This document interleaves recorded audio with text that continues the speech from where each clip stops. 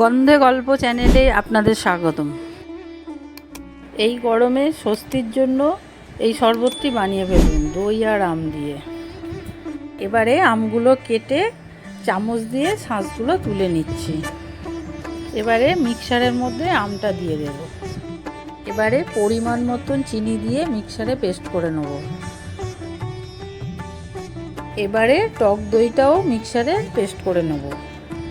এবারে আম আর দইটা একটা পাত্রের মধ্যে ঢেলে নিয়েছি। এবারে মিক্সারের ওই দই ধোয়া জলটা দিয়ে দেব। পরিমাণ মতন বিট নুন আর একটা গোটা পাতিলেবুর রস দিয়ে দেব। আমি 1 কেজি আম নিয়ে নিয়েছি, তাই 500 টক দই একটা গোটা পাতিলেবু ব্যবহার করেছি। এবারে ভালো করে মিশিয়ে নেব। এবারে আধ ঘন্টা মতন ফ্রিজে রেখে গ্লাসে ঢেলে 1 কুচি করে বরফ দিয়ে দেব। এই সুন্দর শরবতটা অবশ্যই বানিয়ে দেখুন।